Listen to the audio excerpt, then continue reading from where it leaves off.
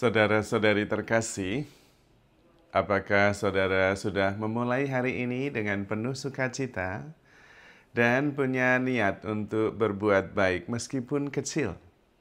Semoga Tuhan memberkati niat baik saudara. Mari kita hidup sepenuhnya, karena memang hidup itu menakjubkan. Hari ini masih melanjutkan seri Camino de Santiago de Compostela. Perjalanan hari ini adalah perjalanan keempat, hari keempat, yaitu perjalanan dari Pontevedra ke Caldas de Reis. Jaraknya sekitar 22 km, lebih jauh. Tetapi hari keempat kami sudah merasa biasa, lelah itu biasa. Dan karena itu tidak lagi terlalu terbebani oleh rasa lelah. Bahkan kami semakin semangat karena sudah hari keempat. Tinggal Padron, lalu Santiago de Compostela, sampai.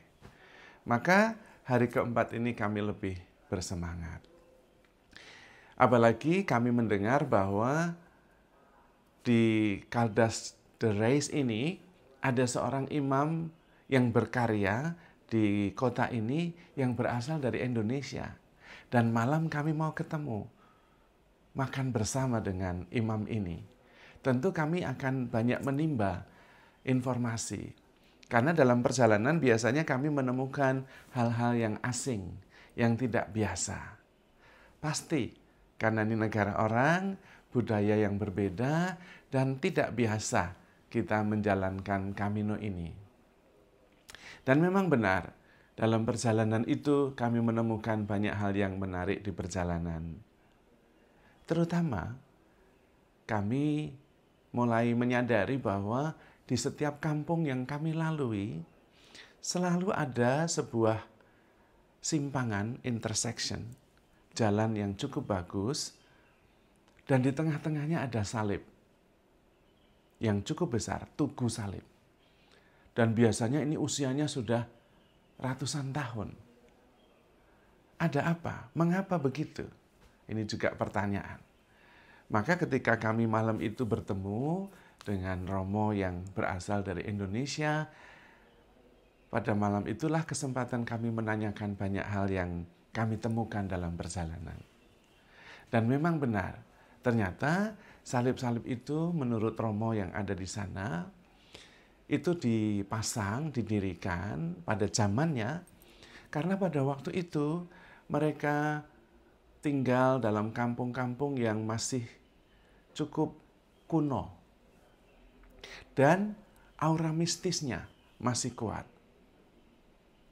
Setiap kampung mengalami peperangan antara kesucian, kedosaan. Antara yang ilahi dan yang jahat. Kuasa kegelapan itu masih sangat terasa pada zamannya. Maka salib-salib itu dipasang untuk menandakan bahwa di sini kerajaan Allah sudah didirikan. Tuhan sudah hadir di dalam diri umat yang percaya kepadanya. Dan karena itu salib itu bisa melindungi kampung itu. Salib itu bisa mengusir kuasa kegelapan. Itu yang menjadi latar belakang dan menjadi jawaban dari pertanyaan-pertanyaan yang muncul di dalam benak kami. Tentu dari situ kami juga menanyakan sekarang bagaimana? Apakah masih ada kesan-kesan seperti itu? Dan ternyata Romo itu mengatakan masih, sisa-sisa itu masih ada. Mereka masih percaya akan kuasa Allah yang bisa mengusir kuasa-kuasa kegelapan. Meskipun prakteknya tidak seperti dulu lagi. Ada dua hal yang menarik. Yang ilahi tetap selalu hadir. Entah intensitasnya dan cara penghayatannya seperti apa. Yang berikutnya adalah perubahan selalu terjadi. Yang dulu mungkin gelap, mistis, menakutkan, sekarang menjadi lebih cerah, lebih terang, dan tidak lagi menakutkan. Artinya hidup ini selalu berubah dan bertumbuh. Tinggal kita bagaimana menghayatinya. Oh ya, sebelum lupa, saya mau mengatakan arti kata Kaldas de Reis. Kaldas itu artinya kampung, Reis itu artinya raja. Kota ini adalah asal dari para raja yang ada di Spanyol zaman dulu. Dan karena itu ada pride, ada kepercayaan diri dari masyarakatnya. Boleh dikatakan bahwa kampung ini atau desa ini mempunyai garis ningrat, darah biru.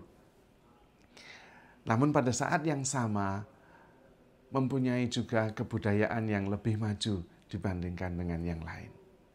Dan dalam perjalanan memang tidak lagi menjadi pusat, tetapi dekat dengan kerajaan.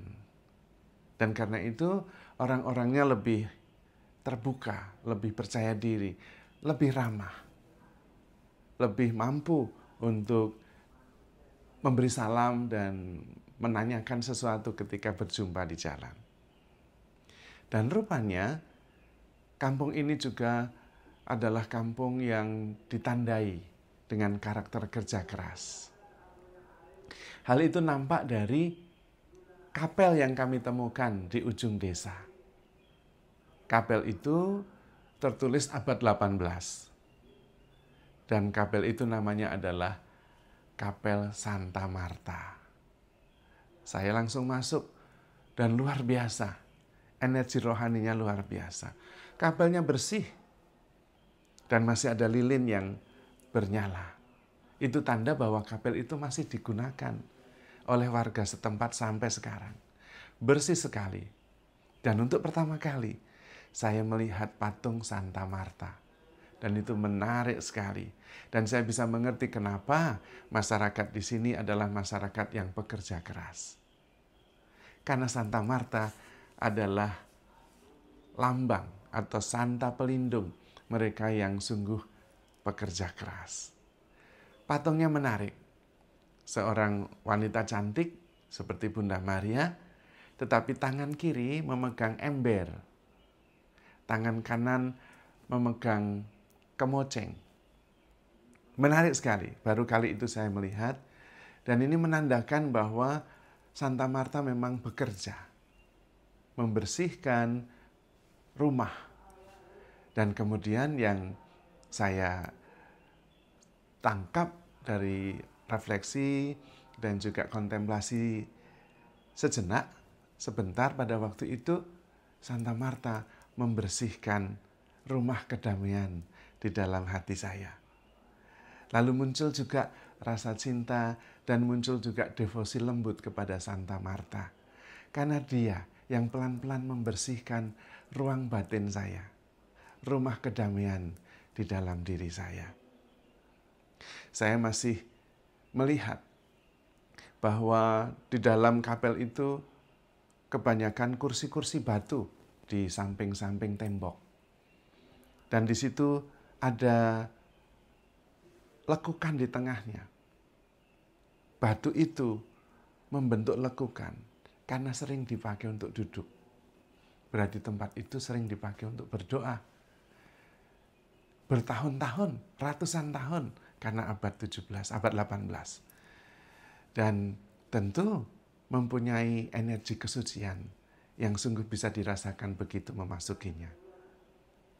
Saya sangat bersyukur karena di tengah perjalanan panjang yang melelahkan itu ada oase, ada tempat singgah, istirahat sebentar untuk menyadari bahwa perjalanan itu juga merupakan bagian dari proses Tuhan membersihkan hati kita. Maka kembali di kapel itu saya juga mempersembahkan silih yang sudah saya niatkan sejak awal berangkat di Tui memulai Camino de Santiago. Sungguh luar biasa. Dan kemudian ketika malam bertemu dengan Romo itu kami juga ceritakan. Dan Romo itu mengkonfirmasi bahwa memang orang-orang di Caldas de Reis ini orang-orang yang sungguh-sungguh pekerja keras, tetapi sekaligus juga beriman. Luar biasa. Dimanapun kita pergi dalam perjalanan, kita bertemu orang-orang yang mempunyai perjalanan yang sama. Tetapi bukan hanya yang dalam perjalanan saat ini atau zaman ini, melainkan juga sejak zaman dulu. Orang-orang tetap mencari yang ilahi dan mencoba bekerja keras dengan dilandasi oleh iman. Itulah mungkin yang menghasilkan raja-raja di Spanyol pada zamannya. Karena orang rajin berdoa dan juga bekerja keras. Anda bisa juga menjadi raja atas kehidupan Anda sendiri atau masuk dalam kerajaan Allah. Kalau Anda sungguh-sungguh percaya dan bekerja keras atas dasar kepercayaan itu. Maka saudara-saudari terkasih, handle yourself with care because you are loved. Tuhan memberkati.